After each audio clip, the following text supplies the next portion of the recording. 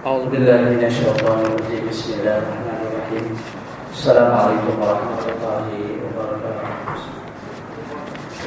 Berkaitan pada malam ini kita menggunakan umur kita Al-Fatihah. A'udzu billahi Ar-Rahmanir Rahim. Maliki yaumiddin. Iyyaka na'budu wa iyyaka nasta'in. Ihdinas siratal mustaqim. Shiratal ladzina an'amta 'alaihim ghairil maghdubi 'alaihim. Alhamdulillahi Rabbil Alamin. Wassalatu wassalamu ala ashrafil mursalin Sayyidina Muhammad wa ala alihi wa sahbihi ajma'in. Subhanaka la ilma lana illa ma 'allamtana innaka antal alimul hakim. Wa la hawla wa la quwwata illa billahil 'aliyyil 'azim. Rabbi shrah li sadri wa yassir li amri wahlul 'uqdatam min lisani yafqahu qawli. Allahumma yassir wa la tu'assir wa kammil bil khair wa zidna 'ilma wa zidna rahmah. Wa ba'd. Alhamdulillah, bersyukur dengan dosa surau sedang menghormati Allah sekalian. Syukur kepada Allah Taala pada malam ini dapat sama-sama berada dalam majlis pengajian ilmu kita. Baik, selalu kita baca kitab Aqidatul Najim. Di pada malam ini saya nak baca satu kali ataupun satu bab berkenaan dengan fiqh semasa yang saya kira baik untuk kita faham dan kita bincangkan. Walaupun isu ini bukan satu isu baru, iaitulah isu kenaan dengan anjing dan babi dalam Islam dan hukum berkaitan dengan ini. Supaya sebagai orang yang beriman, apabila isu ini timbul dalam masyarakat yang baru-baru ini dihangatkan dalam satu program yang kita sama sedia tahu, program Mari Menyentuh Anjing, saya nak menyentuh anjing, touch the dog, yang mana kita lihat di situlah lahirnya ada macam-macam pendekatan orang Islam. Di satu pihak ada pendekatan yang sangat ekstrim. Dia kata kumpulan ni puak-puak kafir dan murtad. Itu sekali di komen dalam Facebook, dalam WhatsApp. Nah, ni puak-puak kafir dan murtad. Allah, akan kita pegang anjing jadi kafir, jadi murtad. Kata sedut. Datang pula kumpulan yang sokong pula. Dia kata apa benda masalahnya benda ni? Ni mazhab-mazhab ni dulu kita. Zaman sekarang ni zaman langit terbuka. Kalau kita ikut sangat pendekatan mazhab-mazhab dulu, jadi masalah. Ini satu puak yang lain pula. Dan saya dalam, bila saya mengajar di beberapa masjid, soalan-soalan ini seringkali ditimbulkan oleh masyarakat. Walaupun benda ini bukan benda baru, ya. Maka pada dasar itu mungkin elok kita bincangkan isu yang berkaitan dengan Islam dan persoalan semasa. Supaya kita sebagai orang Islam, kalau kita nak menghukum sesuatu berdasarkan ilmu, orang yang menghukum berdasarkan ilmu, dia tidak akan ekstrim. Dia tidak akan ekstrim ke kanan, tidak ekstrim ke kiri. Tak. Jadi kerana benda yang dijelaskan dalam Islam ni sangat indah, sesuai dengan syariat Islam itu sendiri. Likulli zamanin wa likulli makan. Syariat yang sesuai untuk setiap zaman dan setiap tempat. Jadi kita bincang pada malam ini dengan kesempatan yang kita ada daripada garis paduan berkenaan dengan hukum anjing dan babi dalam Islam, yang sebahagiannya saya ambil dan saya ringkaskan daripada panduan yang telah dikeluarkan oleh Jakim sendiri, yang untuk kita sama-sama tengok. Dan kita baca sikit teks di sini. Anjing dan babi dalam Islam dan hukum berkaitan dengannya. Jadi saya lebih suka sebut babi. Orang kita sekarang babi pun tak boleh, khinzir. Ada saya babi haram, khinzir haram juga, tak nak kena-kena. Orang kita ni kadang nak rapi sangat sampai babi tak boleh sebut. Saya tak berapa setuju lah dengan pandangan tu, tapi kita nak sebut khinzir punya masalah. Tak ada masalah disebut masalah fiqh. Nah, kerana sebut dia khinzir tak boleh makan, babi sama tak boleh makan. Dia tak ada apa beza. Mungkin disebut kehalusan bahasa, mungkin lah. Antara isu semasa yang sering diperkatakan ialah kenajisan anjing dan babi serta hukum yang berkaitan dengannya, yang meliputi hukum kenajisannya, memeliharanya, menyentuh dan penggunaan bulu dan barang-barang lain. Perbincangan kita pada malam ini nak bincang perkara berkaitan dengan anjing dan babi. Yang pertama disebut najis dia. Adakah dia najis? Kalau najis, setakat mana najis? Adakah hanya sekadar jilatannya atau seluruh badan dia? Adakah masa dia hidup masih lagi dianggap najis? Dan kalau najis, bagaimana kategori najis? Nah, kita tengok bincang di sudut pandangan mazhab Syafi'i, dan juga kita tengok sedikit banyak pandangan mazhab yang lain di luar dalam mazhab Syafi'i. Itu yang pertama. Yang kedua, hukum memelihara dia. Bila kita melihara ni, memelihara anjing lah, tak timbul soalan memelihara babi. Tak pernah ulama tak nak bincang hukum memelihara babi. Memelihara babi ni faham-faham je lah. Jadi tak usah tanya ustaz. Tak, memelihara anjing. Bagaimana hukum memelihara anjing? Ya. Boleh atau tidak memelihara anjing, dan untuk tujuan apa? Dan apa panduan Islam kalau kita perlu untuk memelihara anjing? Ini perbahasan kita yang kedua. Dan yang ketiga, menyentuh anjing dan babi. Bagaimana hukum menyentuh? Adakah menyentuh saja-saja dibenarkan oleh syarak? Dan kalau kita menyentuh kerana sebab-sebab yang syar'i, macam mana dikatakan najis? Masa bila kita sentuh tu najis? Ini kadang kita sama juga perlu faham agar kita berhukum berdasarkan ilmu pengetahuan dalam kaedah kita. Dan akhir sekali perbincangan kita berkenaan dengan barang ataupun bahan yang selain daripada dagingnya. Adakah boleh kita bermanfaatkan kulit dia, bulu dia, dan benda-benda yang lain yang kalau kita lihat hari ini banyak digunakan, baik dalam bidang perubatan, baik dalam bidang-bidang yang lain ataupun benda-benda yang lain. Jadi kita dah bincang perbincangan kita pada hari ini. Muslimin muslimat yang dirahmati Allah sekalian, kenajisan anjing dan babi. Islam adalah agama yang mementingkan taharah dan menuntut setiap muslim menyucikan diri, pakaian dan tempat dari najis dan kotoran. Antara yang termasuk dalam kategori najis adalah anjing dan babi. Jadi kita tahu agama kita Islam ni dia mementingkan taharah, kebersihan. Sebab itu dalam Islam taharah itu syatrul iman. Kebersihan itu adalah syarat daripada iman, satu bahagian daripada iman. Bahkan indahnya Islam itu, dia bukan melihat taharah itu dari sudut benda zahir ataupun ain. Islam melihat taharah itu dalam konteks yang lebih luas, termasuk benda dalaman, termasuk amalan, termasuk akidah dan i'tiqad. Mesti taharah. Sebab itu dalam Quran Allah Ta'ala menyebut, innamal musyrikuna najas. Sesungguhnya orang yang mensyirikkan Allah Ta'ala itu adalah najis. Allah Ta'ala kata orang kafir itu yang mensyirikkan Allah najis. Kita jumpa orang kafir selalu tak salam dengan dia, kena basuh tak tangan? Allah Ta'ala kata dia najis. Kita bersahabat baik dengan orang kafir, kawan-kawan lama-lama dulu, masa budak-budak 30 tahun terpisah, buat reunion. Jumpa lama, Allah, kawan baik masa budak-budak dulu, berpeluklah kita, berciumlah kita, kawan-kawan sekolah dulu. Balik kena mandi wajib tak? Sebab peluk orang kafir. Padahal Allah Ta'ala sebut innamal musyrikuna najas. Sesungguhnya orang yang mensyirikkan Allah Ta'ala itu najis. Tidak ada ulama yang berpandangan demikian. Makna apa? Najis di situ membawa maksud najis maknawi, najis amalan, najis i'tiqad. Maknanya orang kafir itu zahirnya suci lah dia, airnya suci lah. Kita bersalam dengan dia, kalau tangan dia tak ada kotoran, tidak dituntut apa-apa kepada kita. Tak. Kerana yang dimaksudkan najis tadi dimaksud dengan i'tiqad dan amalan perbuatan. Ini Islam, ini Islam.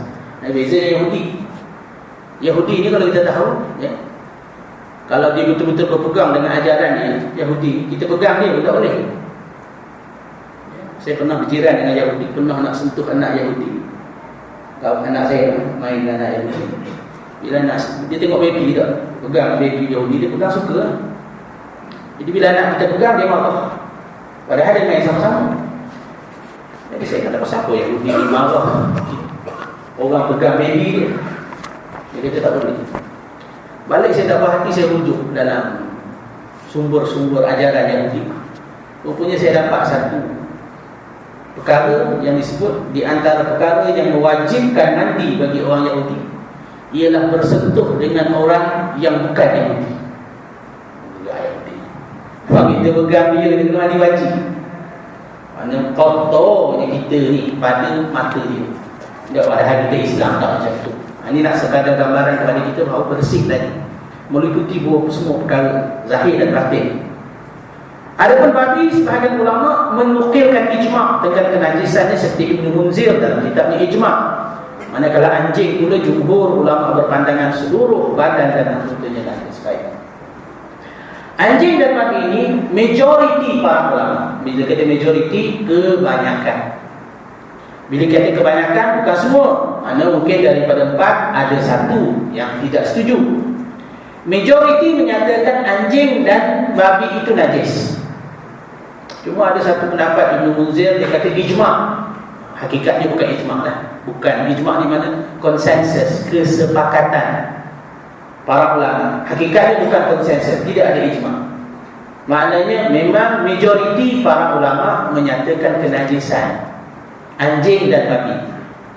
Maknanya ada juga ulama yang tidak menghukumkan ianya najis. Najis di sini maksud najis pada tubuh badan. Ya, sebab itu kita berpegang dengan mazhab Syafi'i, kita menghukumkan ianya najis anjing dan babi itu. Ya, bila kita terkena dengan dia, misalnya kalau babi kita terkena dengan dia, tak, maknanya tubuh badan babi itu najis. Ya, itu pendapat dalam mazhab Syafi'i. Walhal mazhab Maliki berpendapat selain daripada itu. Mazhab Maliki yang ada banyak di Afrika Utara, dia tidak melihat, dia kata babi itu hidupnya itu suci lah. Kita pegang babi itu macam kita pegang lembu. Kita pegang lembu macam kita pegang babi, menurut pendapat mazhab Maliki. Bukan Syafi'i kan? Faham betul? Nanti salah kod, nanti ustaz ni bagi ajaran sesat pula. Nanti kita ngaji kena faham betul dah. Kita nak belajar perbandingan agama, ya? Perbandingan mazhab. Mazhab Maliki mengatakan babi hidupnya itu suci. Maknanya kita pegang babi itu macam kita pegang lembu. Cuma babi tak boleh makan, semua sepakat, tidak ada masalah. Lantaran itu kalau kita lihat orang Arab, dia kurang sensitiviti dengan babi. Kurang sensitif. Orang Melayu ni, jahat-jahat Melayu sensitif babi. Tak, minum arak, babi no. Babi tak minum, tak main. Tak pernah semayang, babi tak makan. Duduk puluh tahun dengan mereka, tak makan babi. Ini orang Melayu. Dan padahal orang Arab dia kurang sensitif. Satu sudut bagus, sebab bila dia tidak sensitif, kalau kita lihat, ada banyak benda masalah juga. Kalau di Maghribi tu, di pasar besar Maghribi tu, tempat saya belajar dulu, pasar tu 100% orang Islam. Kalau ada 100 peniaga tu, hampir 100% Islam, kecuali ada 2-3 kedai Kristian. Ada 2-3 kedai Kristian. Dia jual apa ni, makanan-makanan. Termasuk Kristian ni, dia jual daging babi. Dalam pasar tadi, kita beli sebelah ni lembu, sebelah ni babi. Besar-besar gantung babi. Dia tak sensitif, dia tidak rasa macam gigit dan seumpamanya. Cuma orang Islam tak makan lah. Cuma saya nak gambarkan dia kurang sensitif. Begitu juga kalau kita berada di luar negara, bila dia kurang sensitif, kadang-kadang benda itu nampak macam berlebih kurang. Tuan-tuan, biasa kita pergi ke Eropah, kadang-kadang kita pergi makan di restoran yang halal, kan? Ya, misal sebagai contoh ada pizza halal dan pizza non halal. Misalnya di United Kingdom, ya, ada peniaga pizza, dia jual pizza orang Islam. Tetapi kerana mungkin market untuk orang Islam ni tidak begitu luas, dia buat 2 kaunter. Satu halal pizza, satu non halal pizza.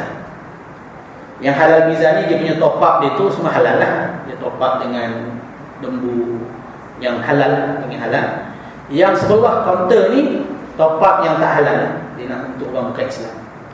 Jadi kita pergi, bila kita nak beli, kita pergi tempat halal lah. Ya, tapi pelayan dia sama, dapurnya sama, bekasnya sama. Jadi bila kita order halal, kebetulan sebelah kita tu ada orang putih order non halal, top up babi, bacon punya top up atas. Jadi dia kata okey, tunggu sekejap berada. Dia ambil orang putih punya dulu, dia ambil pizza orang putih tu, dia bakar, dia potong, dia bagi non halal. Lepas tu dia bagi pada kita, dia buat pula kita pisau yang sama, dia potong-potong. Ini kita okey, halal pizza, bismillah berada. Dia kata gitu. Tak, maknanya apa? Dia kata halal, tak ada masalah. Sebab isu kita di sini ialah bekas. Isu kita di sini ialah pisau pemotong. Isu kita ni dia juga yang letak kepak tu pakai sarung tangan dia tu. Tak, benda yang sama. Mana kalau kita teliti di sudut piawaian halal kita ni, yakin memang tak pas. Di satu sudut kita lihat bagusnya cara orang Melayu ni sensitif. Sebab bila dia tidak sensitif, akhirnya dia jadi melampau dan akhirnya kadang-kadang berlaku penyelewengan. Dalam satu mesyuarat dengan kawan-kawan orang Arab, mesyuarat persidangan. Jadi persidangan tu dia bagi tahu, dia kata minta maaf, kita tak sediakan halal food untuk tengah hari ni. Dia bagi nasi goreng babi. Nasi goreng babi. Dia kita dah siap nasi goreng babi. Nah, kita tak apalah, buat nasi goreng babi bagi. Ya, kita duduk saja minum air lah. Sebelah kita ada orang Arab. Ni syaraf-syaraf universiti kan ni, pembentang-pembentang kertas kerja. Nah, itu kita kata, berada sini ada babi dalam ni. And doesn't matter, dia kata, I just eat rice. Dia ambil dia kerap dia kuih babi, dia makan nasi. Dia kata, aku makan nasi atau kau makan babi? Itu sekali. Sebab itu saya tersudut, orang Melayu ni ada baik dia. Kerana bila kita letak daripada awal tadi, kita menjauhkan daripada perkara-perkara macam tadi. Cuma kadang-kadang bila kita kurang faham, akhirnya melampau-lampau pula. Sampai nak samak mulut dengan air tanah pula. Orang Melayu bodoh macam tu, syarak tak pernah ajar, kena pasal-pasal lah gitu. Sebab tu kita kata agama ni kalau ikut betul-betul peraturan agama, semua baik. Tak, semua baik. Ni bila pindah pergi rumah orang putih, habis dengan peti air nak siram dengan air tanah. Apa benda je ni? Mana ada ajaran ni Islam?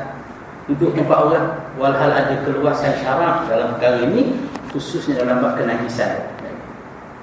Apakah dalil yang digunakan oleh mazhab yang menyatakan ianya najis? Dalam satu hadis Nabi SAW, tuhur ina ahadikum idza uliqa fihi al-qalb ay yaghsilhu sab'a marrat ihdahunna bit-turab wa fi riwayatin awwalahunna bit-turab, rawahu Muslim.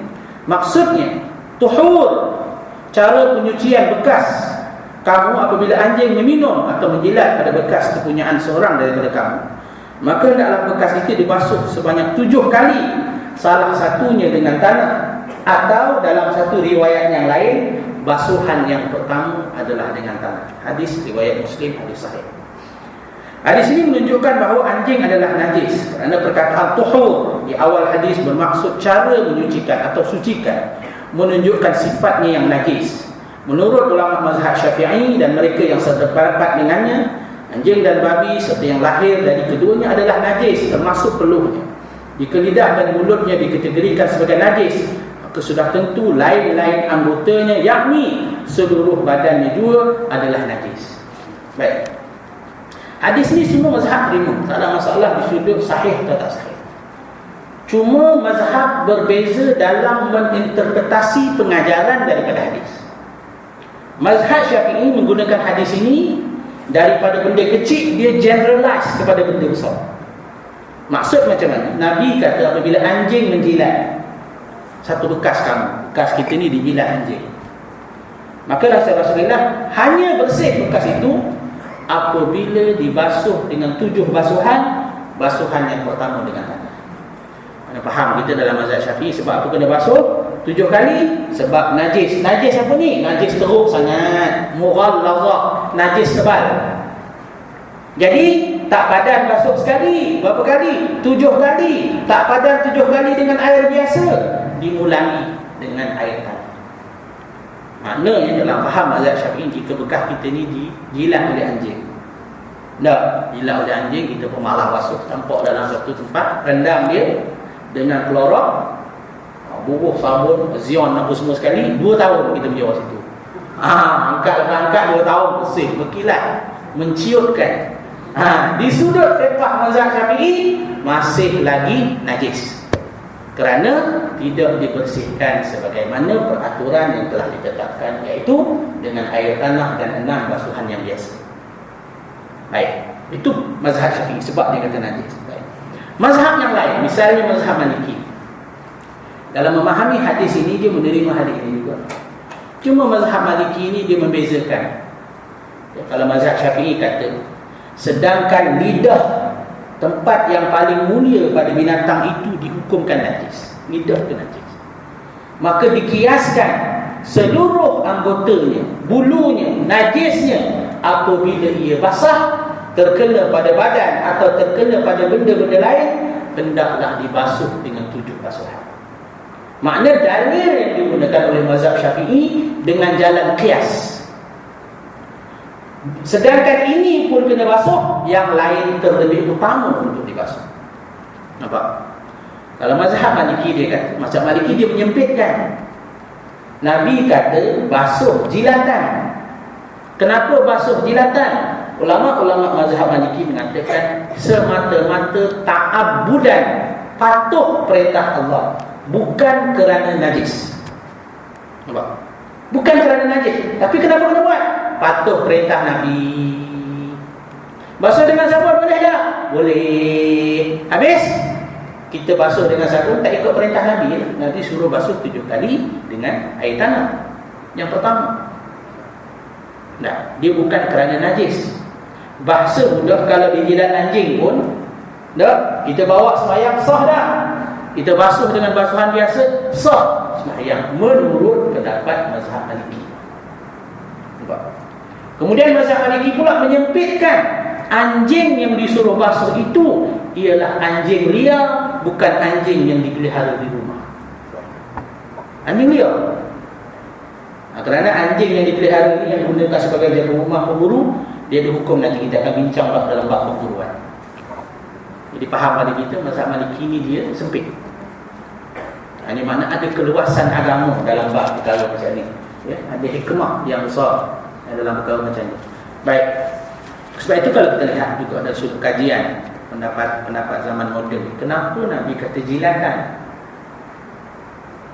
Rupanya bila kita mengkaji dalam bab binatang ni, binatang anjing, yang nama anjing ni satu binatang yang pelik. Dia satu binatang yang tidak mengeluarkan peluh pada roma dia.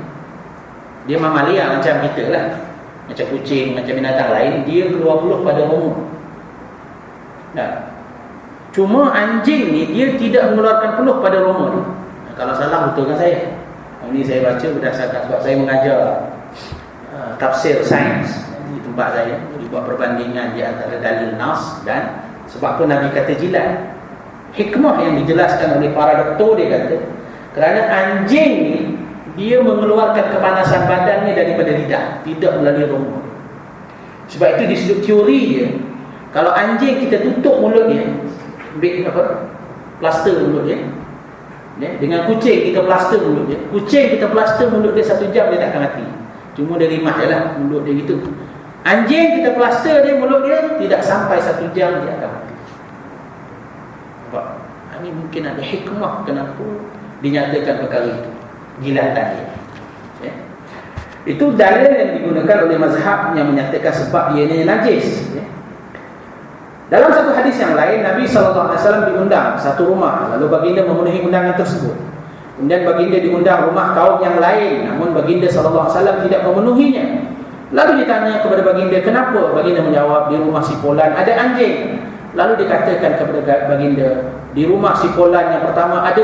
Lalu dikata pada dia, rumah yang pertama ada kucing. Lalu Nabi menjawab, sesungguhnya kucing bukan najis. Hadis Daruqutni Al-Hakim. Baik, hadis yang kedua yang menjadikan sadaran najisnya anjing ini ialah Nabi satu hari dipanggil ke Nabi, jemputan lah. Ada 2 jemputan. Jemputan pertama Nabi dipanggil, Nabi datang, Nabi pergi. Bila sampai rumah yang kedua, Nabi tak nak pergi. Lalu sahabat tanya, ya Rasulullah, kenapa tuan tak nak pergi? Nabi kata, rumah tu ada anjing, rumah kedua ni ada anjing, tuan tak nak pergi. Ya Rasulullah, rumah pertama ada kucing lagi, tuan pergi. Apa nak sahabat lagi? Sebab kucing dengan anjing belum tentu anjing lebih bersih, anjing lebih kotor. Tak kena gaya kucing lebih kotor, betul tak? Suka berak dalam rumah ni kucing ke anjing? Sebab kita tak boleh anjing tak tahulah. Tapi setahu saya anjing tak suka dalam rumah, di luar rumah. Yang suka kucing. Sahabat kata, ya Rasulullah, rumah pertama ada kucing, tuan pergi. Rumah kedua ada anjing, tuan tak pergi. Lalu Nabi jawab, sesungguhnya kucing bukan najis. Makna faham pada kita, sesungguhnya kucing bukan najis, tetapi anjing adalah najis. Baik. Ini pengajaran daripada hadis yang disebut oleh Nabi SAW. Maknanya hadis ini, pengajaran yang pertama, menyatakan bahawa kucing itu binatang bersih. Kucing bersih. Bersih macam mana? Walaupun dia bersih, dia ada hukum yang lain berkenaan kucing ni. Maksudnya kucing ni kalau kita pegang dia, baik dia kering, baik dia basah, tidak menajiskan kita. Cuma dia jadi najis kalau jika kita pegang dia, bulu dia lekat pada kita. Sama lah kalau kita pegang anjing sekalipun, bulu lekat pada kita. Kerana dalam kaedah fiqh, setiap yang terputus daripada anggota, daripada binatang yang tidak boleh dimakan, maka dikira najis. Kerana kita sapu kucing, ada bulu kucing kat tangan kita, takbir Allahu Akbar, tak sah sembahyang kita kerana ada bulu kucing. Kerana kaedah dia begitu. Cuma dalam perkara diberi pengecualian ataupun diberi keringanan bagi orang yang membela kucing. Orang bela kucing ni payah kita nak elak, ya. Kita sembahyang di rumah orang bela kucing ni biasanya kat sejarah dia penuh dengan bulu kucing. Maka syarak memberi keringanan kerana payah nak dielakkan, dia dianggap sebagai najis yang dimaafkan. Syarak untuk rumah orang itu dan untuk orang itu sendiri. Ya, tapi orang yang tak ada kena dengan kucing, dia tidak maaf. Saya tak bela kucing, tiba-tiba ada bulu kucing kat sini, dah, mana tak sah saya sembahyang. Dikiaskan juga binatang-binatang lain, bulu buruk, bulu harimau dan seumpamanya, yang terpisah daripada kulit, daripada badannya ketika dia hidup. Ya, ini kaedah umum daripada perkara menjaga ni. Baik. Jadi kucing ni dia bersih. Sebab tu dalam fiqh, kalau kucing minum bekas air kita, dihukumkan bersih. Contoh kita di surau kita buat jamuan, macam air sirap kat luar tu, sedaplah air sirap kita letak dalam besen. Tak lalu saya ke kucing serta air sirap ni rasa sekejap. Kucing rasa sikit je. Dia jilat sikit air sirap yang dibuat, nak tahu manis tak manis, orang suruh buat ni. Dah dia minum. Kita tengok, kita halau dia. Di sudut hukum fiqh, maknanya air itu masih boleh diminum. Kerana kucing ni Nabi kata binatang bersih. Walaupun kita tahu dia baru lepas keluar semak tu memburu tikus. Tahu dah kita baru lepas buru tikus. Tikus banyak situ.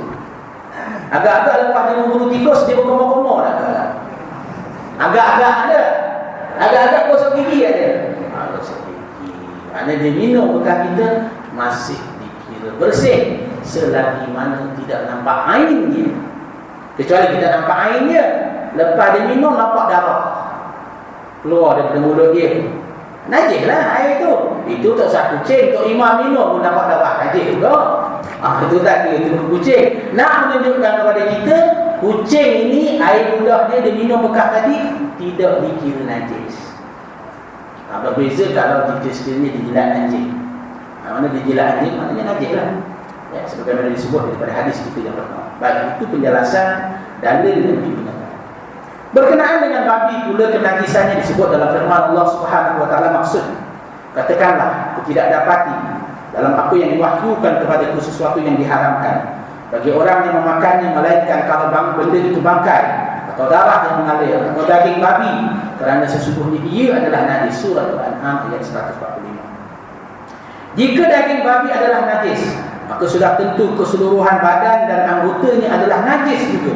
Ini kerana daging merupakan bahagian yang utama bagi haiwan, hingga jika ia najis tentu selainnya juga adalah najis. Jika anjing disuruh basuh 7 kali, babi lebih kotor daripadanya, maka lebih aula untuk dibasuh 7 kali. Baik. Dalam Quran Allah Taala kata, daging babi itu fa innahu rijsun. Lahmul khinzir fa innahu rijsun. Diharamkan kepadaku, ya Allah Taala kata dalam Quran, ya, diharamkan, ya, dengan lidah Nabi Muhammad sallallahu alaihi wasallam, ya, diharamkan makan bangkai, ya, atau daging babi atau darah yang mengalir, kerana sesungguhnya daging babi itu kata Allah fa innahu rijsun, sesungguhnya ia kotor dan najis. Jadi kalimah rijsun itu ulama mazhab Syafi'i kata, sedangkan dagingnya dipanggil najis, maka barang yang lebih tentu kulitnya, dahinya, bulunya dan seumpamanya, maka juga dikategorikan sebagai najis atas jalan qiyas. Mazhab Syafi'i. Mazhab Maliki pula dia memahami makna rijsun itu bukan makna najis. Rijsun itu maknanya haram. Makna haram dimakan daging itu. Macam Allah Ta'ala sebut dalam Quran, fajtanibur rijsa minal awthan. Maka jauhilah kamu, kata Allah, daripada kotoran berhala. Allah sebut dalam surah Al-Hajj, maka kamu orang yang beriman, fajtanibur rijsa minal awthan. Hendaklah kamu menjauhi daripada kotoran berhala. Allah Ta'ala kata rijs juga kali ini. Sekarang kita pegang patung. Ada sebablah kita pegang patung berhala. Kena basuh tak tangan? Patung berhala. Nah, kita pegang. Ataupun kita tengok kat kedai, tiba-tiba orang jual patung ni, nak cuba pegang kepala benda rasa. Contohlah, di sudut hukum fiqh kena basuh tak basuh? Tak basuh. Tak ada ulama kata. Faham kata kita kalimah rijsun itu makna bukan makna air. Maka jauhilah kotoran berhala itu. Makna apa? Kotoran perbuatan yang membuat berhala. Berhala itu zat dia itu bukan najis. Sama juga ulama mazhab Maliki mengkiaskan fa innahu rijsun, sesungguhnya daging itu rijsun. Mazhab Maliki memahami rijsun itu makna kotor. Bukan kotor makna pegang kena basuh. Dia memahami bahawa daging itu haram. Ini beza di mazhab.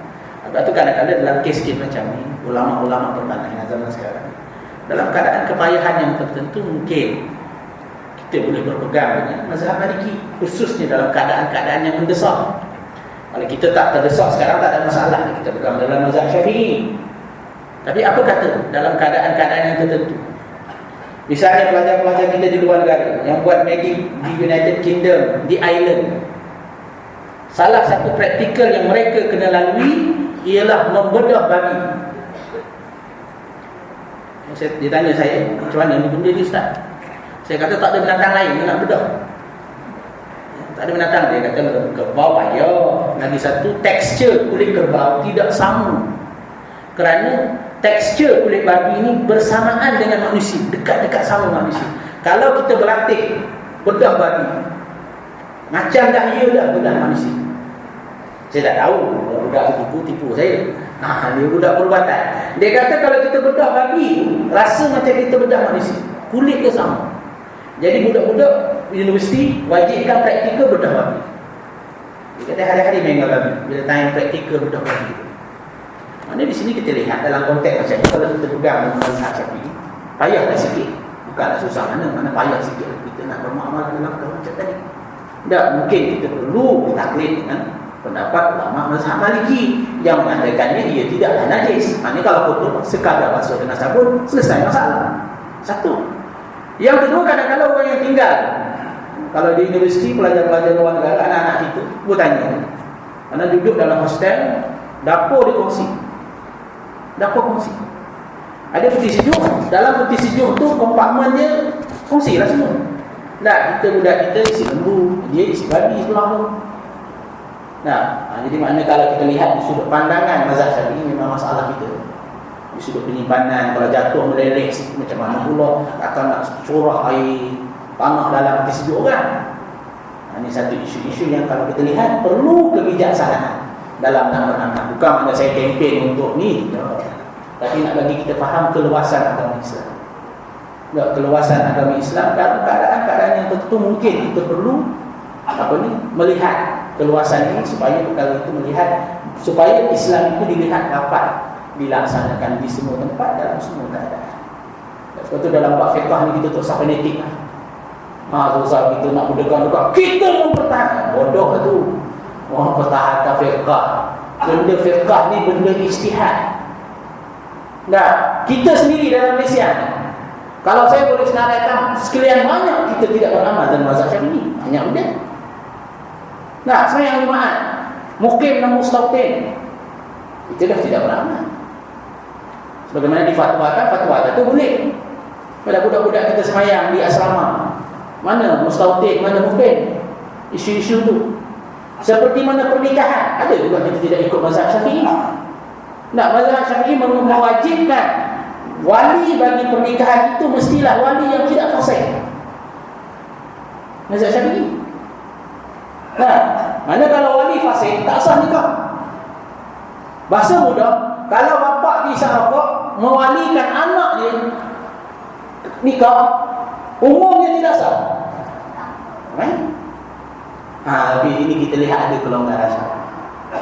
Itu berat orang masa rokok seimam mak boleh. Ni tak lagi bayang ni. No, fasik ni. Habis wali hakim tadi. Tapi kita berpegang dengan pendapat mazhab yang lain yang menyatakan sah nikah wali fasik. Dan juga kita mengambil pendapat juga dalam mazhab Syafi'i Ibnu Hajar. Yang Ibnu Hajar ni walaupun dia mazhab Syafi'i, tapi dia kata kerana di akhir zaman ni banyak orang fasik. Jadi kalau kita mau letakkan syarat itu dengan ketat, jadi payah, maka dia berijtihad sah nikah orang fasik. Maknanya wali fasik. Lepas tu kita belum nikah sebagai satu ikhtiar, qadi disuruh istighfar dulu, suruh mengucap dulu. Mudah-mudahan walaupun wali itu fasik, sekurang-kurangnya semasa akad nikah itu sudah hilang kefasikannya pada masa itu. Mesti ada satu ikhtiar. Maknanya amalan kita sendiri sebenarnya banyak bukan dalam mazhab Syafi'i. Ya, itu belum lagi dalam perkara-perkara yang lain. Jadi maknanya dilarang juga kita ni memakan daging babi. Sebut di sini. Ya, sudahlah dia najis, dilarang juga makan daging. Kerana daging babi ini dianggap sebagai daging yang kotor. Ya, bahkan dalam satu kajian menyatakan lebih 70 penyakit. Daging yang mengandungi pelbagai jenis cacing. Ada jenis cacing itu sampai bertelur sampai 20,000 untuk manusia. Kalau kita tengok dalam internet ni dah buat satu uji kaji, ambil pinggan, letak daging babi, tuang Coca-Cola, biarkan 1 jam, akan keluar bermacam jenis ulat yang kecil-kecil. Ya. Kemudian kalau kita lihat juga hikmah kenapa diharamkan daging babi ini terlalu besar. Sampai para doktor menyatakan daging babi ini dianggap sebagai vessel of diseases, sebagai penakung kolam takungan penyakit. Kerana kaedahnya Allah Taala telah jadikan penyakit yang kena pada manusia tidak boleh kena pada binatang. Penyakit yang kena pada binatang tidak boleh kena pada manusia. Sebab itu kita ni kalau kena penyakit, umumnya kita boleh rawat diri kita sendiri. Kerana kita ada badan kita, ada antibody dan seumpamanya, sistem pertahanan yang Allah Taala ciptakan. Kena sakit ni umumnya tak yang berubat pun, kalau badan kita sihat, boleh dia lawan penyakit. Cuma kalau kita dah berumur, mungkin kerana faktor-faktor lain, kita perlu kepada bahan tambahan ubat dan seumpamanya. Tetapi tubuh badan kita ini tidak diciptakan Allah untuk berhadapan dengan penyakit binatang. Maknanya kalau kita demam, pegang kucing, demam kita tidak berjangkit pada kucing. Kita main dengan ayam serama kita kena berak kapur. Contoh main, pegang, insya-Allah kita tak kena berak kapur. Sebab penyakit binatang tidak boleh kena pada manusia. Tetapi Allah Ta'ala jadikan penyakit binatang boleh kena pada manusia, dan sebaliknya apabila kena pada babi, bahkan jauh lebih berbahaya. Maknanya ini burung, demam selsema burung. Siapa demam? Burung.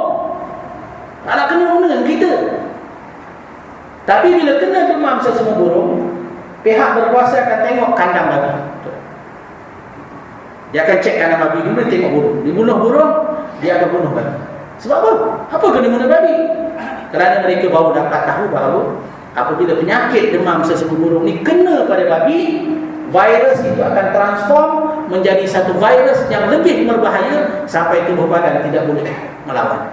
Sebab tubuh badan kita ni hanya boleh lawan virus daripada jenis manusia, tidak boleh lawan virus daripada jenis binatang. Wah, soalnya pasal hikmah. Tak kenapa kita lihat diharapkan macam itu. Ya. Hukum menyentuh anjing dan babi tanpa darurat. Menyentuh anjing dan babi tanpa sebab yang mendesak adalah haram. Perbuatan ini dalam mazhab Syafi'i dipanggil at-tadammuh bin najasah. Ini saya katakan dalam mazhab Syafi'i, maknanya kerana Syafi'i kata dia najis, sentuh haramlah, berdosa lah. Mazhab Syafi'i. Ya. Dan dinyatakan sebagai sesuatu yang dilarang jika dilakukan tanpa keperluan. Maksudnya kalau ada keperluan kita nak lakukan, mana bolehlah. Contoh, ya, contoh sebab apa perlu sentuh anjing? Sebab kita doktor veteriner. Kita doktor veteriner, orang bawa pada kita anjing dia patah kaki. Jadi kita nak cek anjing dia patah kaki ke mana? Anjing dia patah kaki, tengok cek dia tu patah tahu mana, oh sini patah. Tangan kita kering, anjing tu kering, tak ada apa-apa bulu, tak ada apa-apa, bersih tangan kita, tak payah nak basuh dengan air tangan. Kalau dia basah, kita ikut menurut pendapat mazhab Syafi'i. Dan maknanya boleh menyentuh dengan sebab keperluan. Keperluan lain contoh, menyelamatkan anjing. Kita jalan-jalan raya, tiba-tiba anjing kena langgar. Anjing kena langgar, patah kaki dia, duduk tengah jalan, hidup lagi. Kita berhenti. Di sudut hukum syarak dituntut untuk kita tangkapnya itu bawa. Maknanya bila tangkap tu kena sentuh lah kan? Kena sentuh sebab nak menyelamatkan anjing. Ada pahala di sisi Allah. Kerana anjing bukan binatang yang disunatkan ataupun dituntut syarak untuk bunuh. Boleh. Okey, itu satu kes. Bagaimana pula tiba-tiba seekor babi kena langgar, patah kaki dia, duduk babi kat tengah. Kita lalu, macam mana kita nak buat? Nak selamat ke tak selamat? Ha? Langgar. Kata sahabat kita langgar ya. Kita langgar babi dapat pahala. Cuma lampu pecah jangan klaim kan. Mana babi? Sebab babi binatang yang sunat bunuh. Bahkan ada satu kaul yang menyatakan babi binatang yang wajib bunuh. Jadi kita pegang dengan pendapat mengatakan sunat. Sebab dalil dia bangkitnya Nabi Isa akhir zaman, antara yang Nabi Isa buat ialah yaksirus salib wa yaqtulul khanazir. Nabi Isa nanti bangkit akhir zaman, antara banyak-banyak kerja yang dia buat, menghancurkan salib dan membunuh babi. Jadi ulama istinbat kata bunuh babi ini dituntut oleh syarak. Tapi jika sekiranya orang kafir itu belum ikut aturan untuk tujuan dia, kita tak boleh bunuh. Kalau kita bunuh, kita buang mana wajib ganti. Tapi kalau orang Islam bunuh babi, kita bunuh dapat pahala. Orang Islam bunuh babi, kerana babi tidak dikategorikan harta bagi orang Islam. Kita rasa pelik tak? Ada tak orang Islam bunuh babi? Ada tak? Ada. Yang tak ada, saya tahu tu tahun 90-an dulu. Kita lama ni. Masa tu tahun zaman ekonomi tengah boom, banyak saham dulu. Di kawan-kawan pejabat ni banyak petik duit lah. Kita, Rahim ada satu saham baru, nak beli, bayar 1,000, kita share. Jadi saya tak tahu juga. Jadi kawan kita kata, okey lah, nak 1,000 kita bagilah. Share, kita beli saham apa? Belilah untuk undi lah, kita dapat tak dapat. Ambil borang tu kan, topping form tu kan, kita ambil. Tak apalah, bila sampai minggu depan dia kata, Alhamdulillah Rahim, kita tak dapat saham tu. Kata, Alhamdulillah, pula tak dapat saham. Alhamdulillah tak dapat dia. Saya kata, pasal apa? Entah baca tak prospektus? Saya tak tahu, saya kata prospektus. Rupanya prospektus cari-cari dalam tu, syarikat dia buat direktur dia orang Islam semua, antara perniagaan dia bela babi. Orang kita, syarikat orang kita. Tak payah sebut lah siapa orang ni, nak tahu sendiri lah. Makna ada orang Melayu rupanya perniagaan syarikat dia membela babi. Ya, jadi babi ni binatang yang tidak dituntut syarak ya, untuk kita selamatkan. Kena bunuh, sunat bunuh ya. Tapi kalau bunuh jangan jual pula. Kalau kita ni kata memanglah Ustaz, saya tak makan. Saya di wetland tu dulu banyak semut kawasan. Tiap-tiap tahun mesti ada kes aksiden babi. Tiap tahun mesti kali babi keluar mana ya. Satu hari tu ada seorang penduduk situ aksiden, langgar motor langgar, jatuh, luka sikit, patah dia punya skru gudang dia, lampu pecah. Babi tu pening-pening, dia ambil kayu katok babi, mati. Tu dia tak tahu nak buat macam ni, dia telefon Cina. Jadi dia ambil babi tu, jual 400, dapat 400 ringgit. Lepas 3 hari dia jumpa saya, Ustaz, ada nak tanya ni. Wak, bukan ke Wak aksiden? Ya betul Ustaz, saya aksiden ni luka. Ada apa Wak? Ada soalan Ustaz. Saya bawa aksiden baru ni patah. Saya punya sekudang tu lampu pecah. Habis saya kata, Wak macam ni Wak? Saya ambil babi jual Ustaz. Nak repair motor. Habis nak claim insurans macam mana? Bukan ada terkait babi nak claim. Dia kata, ya dah, mana dibuat dulu baru tanya. Jadi saya kata jawapannya tak apa dah, saya jawab lah. Takkan saya suruh katok lah lampu tu. Mana lampu dah elok dah. Dia kata hujah dia senangnya, nak lampu saya rosak, siapa saya nak claim? Nah, baik saya kata boleh kok start darurat. Darurat sendiri ya. Alah, jadi kita tak sampai hati nak bagi tahu faham sendiri lah. Dia tanya hukum pun suka salah lah. Maknanya suruh hukum syarak harga tak dijual. Anjing pun tak boleh jual, kecuali anjing itu dengan tujuan yang digunakan syarak boleh kita jual. Nanti kita tengok apa sebab anjing boleh dijual dengan sebab syarak. Baik, hukum memelihara anjing. Hukum memelihara anjing tanpa sebab yang muktabar adalah haram. Justru seorang Muslim tidak boleh menjadikan anjing sebagai haiwan peliharaan. Dia tak boleh lah jadikan anjing sebagai haiwan peliharaan, pet, tak boleh. Namun Islam memberi pengecualian dan membenarkan anjing untuk dipelihara untuk tujuan berburu dan menjaga haiwan ternak seperti kambing, menjaga ladang dan kebun. Untuk menjadikannya tinggal sebumbung dengan teman jinak adalah tidak dibenarkan. Sebab itu kalau kita tengok orang dalam orang Maghribi, mazhab Maliki, dia belanjing. Banyak belanjing. Cuma alim ulama, mufti, dia belanjing juga tapi letak luar rumah, tunggu depan rumah. Orang jahil main terus dengan anjing. Nah, hanya orang, lepas tu bila orang jahil dia tak reti. Alim ulama dia tahu peraturan-peraturan boleh tak, tapi kena jaga adab dia. Baik. Hadis ada menyatakan barang siapa memelihara anjing kecuali anjing penjaga ternakan atau anjing berburu, maka berkuranglah pahala amalannya setiap hari sebesar satu qirat. Hadis riwayat Bukhari. Satu qirat ni sebesar Bukit Uhud. Jadi kita ni semayang pun tak apa rajin, zikir tak apa rajin, jemaah tak apa rajin, belanjing pula bankrupt hari akhirat. Di dalam malah ibadat, sedangkan kita banyak ibadat pun tentu bankrupt sebab satu qirat ni. Itu hadis sahih riwayat Bukhari. Alasan yang diberi oleh para ulama melarang menjadikan anjing sebagai peliharaan. Yang pertama, menakutkan jiran dan orang lalu lalang dan mengganggu jiran dan ketenteraman mereka. Yang kedua, berkurangnya pahala, kurang pahala. Ada kurang. Yang ketiga, keengganan malaikat masuk dalam rumah yang ada anjing. Daripada Aisyah menyatakan, satu hari Nabi SAW tunggu Jibril datang. Maka Jibril AS tak datang. Kemudian Nabi lihat di bawah tempat tidurnya, Nabi bertanya, bila masuknya anjing ini? Aisyah menjawab, saya tidak tahu. Lalu disuruh usir keluar anjing itu. Setelah anjing itu keluar, datanglah Jibril AS dan Nabi terus bertanya, engkau berjanji denganku akan datang, aku menunggu, tapi engkau tidak datang. Jawab Jibril, anjing yang berada di rumahmu menghalangi aku, kerana kami malaikat tidak masuk dalam rumah yang ada di dalamnya anjing dan gambar patung. Hadis riwayat Muslim. Ini satu hadis yang nak menunjukkan kepada kita bahawa larangan anjing ini duduk dalam rumah. Jadi Nabi ini pernah rumah dia masuk anjing, padahal Nabi Jibril nak datang. Lalu Nabi tengok rupanya Jibril tak datang sebab ada anjing. Setelah dihalau, barulah Jibril AS datang dan Jibril kata, kami malaikat tidak masuk ke dalam rumah yang ada anjing. Jadi malaikat tak masuk. Jadi malaikat maaf masuk.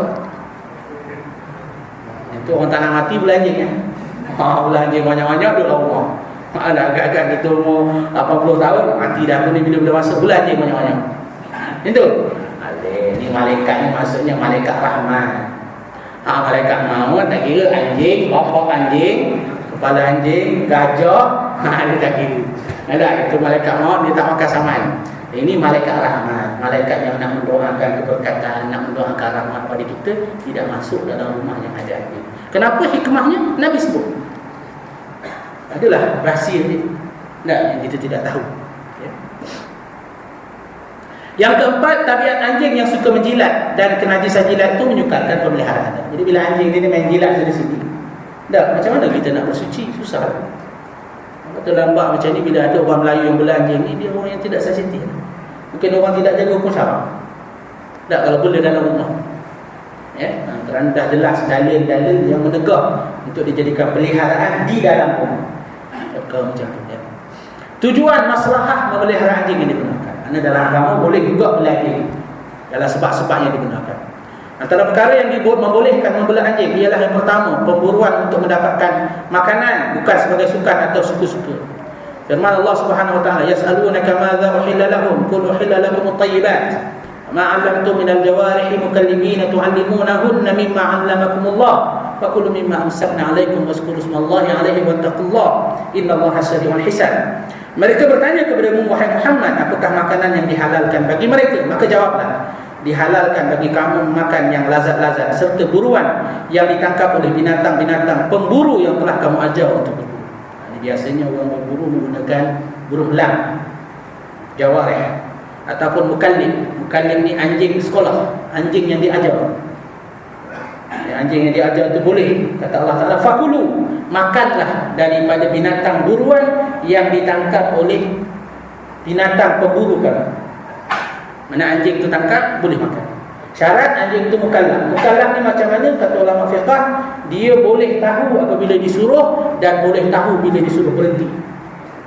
Syarat pertama binatang tu. Mestilah binatang yang mukallaf, yang terlatih. Kita ada anjing, dia suruh, boy, tangkap, dia pergi tangkap. Tangkap arnab. Dah, yang kedua, sebut nama Allah. Kita niat sembelih. Masa kita tangkap tu niat sembelih. Bila dia tangkap binatang tadi, mati binatang tadi, boleh makan terus. Bila dia tangkap tak mati, digigit kaki, maka kita sembelih binatang tadi, halal. Mana Allah Ta'ala puji anjing, tolong manusia, boleh makan. Boleh lah kita nak berburu punya anjing. Memang tak salahnya. Dia nak buru apa dah sini? Buru apa nak buru? Buru ayam hutan, pelindungan. Buru landak, pelindungan. Semua pelindungan. Tak ada benda yang apa? Mana boleh disebutkan syarat kita berburu. Begitu juga hadis daripada Ali bin Hatim, hadis riwayat Muslim. Jadi kalau kita nak berburu, tidak ada masalah dengan menggunakan anjing. Cuma syarat-syarat dia tadi dapat dipatuhi. Mana anjing itu mestilah dia menangkap dengan untuk kita, bukan dia menangkap untuk makanan dia sendiri. Dan syarat-syarat lain, itu yang pertama. Yang kedua, anjing pemandu jalan untuk orang buta sekiranya ia memerlukan dan tiada orang yang dapat membantu. Boleh tak? Guide dog, anjing pembimbing. Ini tempat kita mungkin tak ada lah. Kalau di luar negara biasa ada anjing pembimbing. Orang buta dia boleh berjalan-jalan sana sini dengan guide dog. Guide dog ni bagus. Bagus macam mana? Dia anjing yang tak cakap, senyap. Dia bukan anjing yang menyalak, dia senyap, diam je. Kalau dia bawa tuan dia buta, sampai lampu merah dia berhenti. Saya kata tek lah dia. Kita pelanggar lampu merah dah, dia berhenti lampu merah, berhenti. Hijau dia jalan. Kalau ada tempat lampu merah yang pakai cocok pakai tekan, dia boleh tekan. Lepas tu nak naik kereta api, dia boleh bawa tuan dia naik kereta api. Tapi dia tak beli tiket lah. Nampak lah, tuan dia beli tiket, dia naik. Cuma bila kita duduk dengan dia depan tu dalam kereta api, bila sampai destinasi, tuan dia tertidur, dia kejut tuan dia, gigit. Sampai. Dia tak cakap lah, dia gigit tuan dia. Yang saya ingat, macam mana dia tahu di stesen? Bukan dia boleh baca. Mungkin dia ada cium bau atau dia faham announcement tu. Dia faham announcement tu, dia berhenti jalan. Bila sampai kat office, tuan dia duduk kat office. Tuan dia duduk situ, tuan dia buat kerja. Duduk dia macam patung. Ya. Saya rasa anjing lain tak ada macam tu. Anjing lain pun bau sama. Dia tak, dia duduk. Time makan bagi dia. Memang pelik. Dulu yang terkenal Home Office Minister David Blackett, dia buta. Dia menteri dalam negeri kerajaan David Black. Tony Black. Menteri luar dia buta. Bawa anjing. Di mana anjing ni memang banyak kegunaan dia, khususnya anjing pembimbing. Ini sudah hukum syarak kita boleh guna. Mana tahu ada di antara kita mata tak apa nampak, rabun, nak pergi surau. Nak ajak anak main motor je. Nak hantar sebuah anak, ajak orang rumah pun tak pergi surau juga. Buat macam mana ni Ustaz? Ustaz kata cari anjing lah. Buat anjing pembimbing pergi masjid. Nak mata tak nampak, bawa lah kita anjing. Kita tu imam. Tak imam. Aki-aki tu dekat luar, duduk, dia tunggu kita. Mau ke depan ni siapa? Tu imam. Boleh tak ni? Boleh ni garis panduan dikeluarkan oleh jakin. Bukan saya buat garis panduan ni. Mana boleh kan? Syarat ada keperluan. Tiada orang yang dapat membantu. Tak ada. Anak-anak bukan nak pergi surau.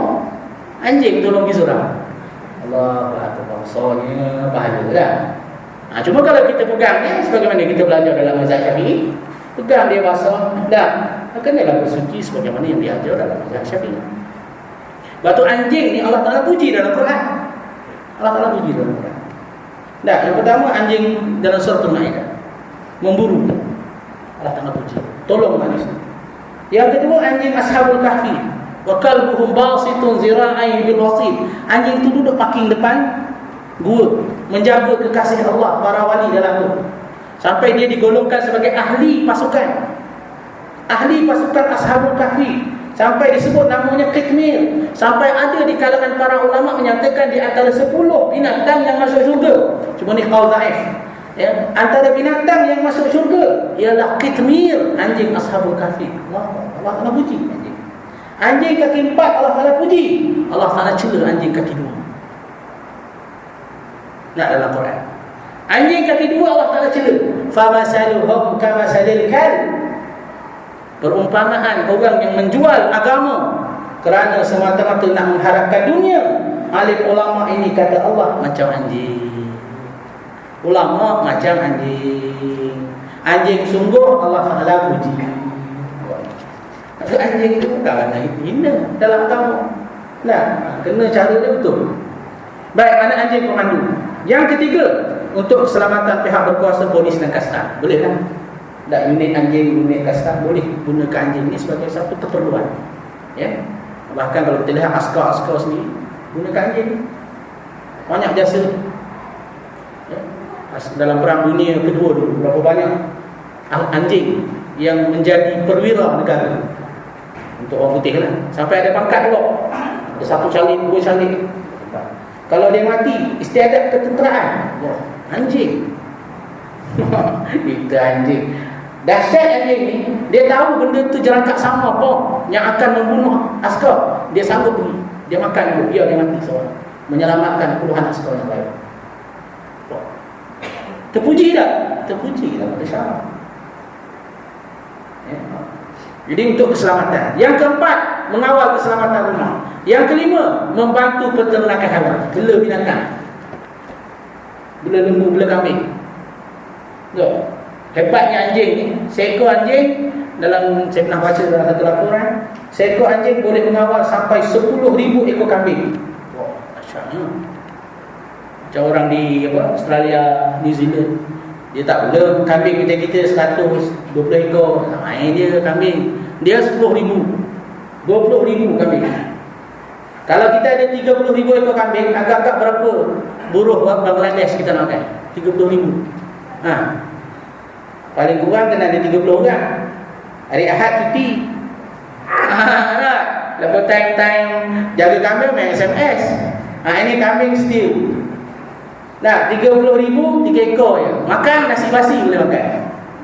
Allahu Akbar, bagusnya Allah Taala jadikan binatang nama anjing. Boleh tak kita buat? Boleh lah. Tapi kalau setakat beli 3 ekor kambing, tak payah nak beli anjing nak. Ni 30,000. Bau sedap lah. Sebab saya nak beli anjing ni. Pasal apa ni? Saya nak beli kambing. Berapa ekor? Ada 2 ekor Ustaz. Tolong rasa. Ya tak? Ini baru dalam buku syarak menyatakan perkara macam. Akhir sekali, ringkas ni. Belas kasihan terhadap haiwan termasuk anjing. Ada hadis yang Nabi sebut bagaimana kisah seekor anjing berpusing mengelilingi sebuah perigi, hampir mati kerana dahaga. Seorang pelacur Bani Israel melihatnya, menanggalkan kasut, memberi anjing tersebut minum dengannya. Allah mengampunkan dia kerana perbuatannya. Nak tambah kepada kita, belas ihsan pada binatang ni ada ganjaran, ada pahala, termasuk pada anjing. Mana kalau kita bagi minum makan anjing ada pahala? Ada pahala lah. Selagi mana anjing itu bukan anjing yang sunat gemuk, anjing yang menyangkutkan orang, anjing yang menggigit orang. Kalau anjing itu anjing baik, maknanya boleh kita bagi minum, ada pahala di sisi Allah. Dan tapi bukan maknanya bagi minum anjing ni semayang dah apa dah. Kalau pengajaran tu nak menggambarkan betapa murahnya Allah, betapa kasihnya Allah pada kita. Kerja remeh-temeh macam ni, kerja yang tak ada apa-apa macam ni, yang tak ada modal macam ni, Allah Ta'ala boleh mengampunkan kita kerana kasih kepada haiwan walaupun dia seekor anjing. Wallah, ada satu dosa. Ya. Jadi mudah-mudahan dengan panduan kita ini kita dapat satu kefahaman yang jelas. Ya, khususnya di sudut amalan kita dalam bermuamalah dengan binatang-binatang ini. Mungkin dalam konteks-konteks yang lain sewajarnya kita membetulkan kefahaman yang tidak berdasarkan pada ilmu yang ada dalam sistem hawa Islam kita. Kerana kalau kita lihat daripada perkara yang kita belajar tadi menunjukkan kepada kita indahnya Islam. Bagaimana dalam Islam itu ada pandangan-pandangan yang memberi kepada kita keluasan untuk kita beramal, khususnya dalam keadaan-keadaan yang menyukarkan kita dalam konteks kita zaman moden ini. Subhanakallah wa bihamdika nashhadu an la ilaha illa anta nastaghfiruka wa natubu ilaik. Bismillahirrahmanirrahim. Wa 'asr innal insana lafi khusr illa allazina amanu wa 'amilus salihati wa tawassaw bil haqqi wa tawassaw bis sabr. اللهم افتح بيننا وبين قومنا بالحق وأنت خير الفاتحين برحمتك يا أرحم الراحمين. اللهم انفعنا بما علمتنا وعلمنا ما ينفعنا وزدنا علما وارزقنا فهما وفقهنا في الدين وعلمنا التأويل واجعلنا من عبادك الصالحين ومن عبادك المخلصين ومن العلماء العاملين والحمد لله رب العالمين. السلام عليكم.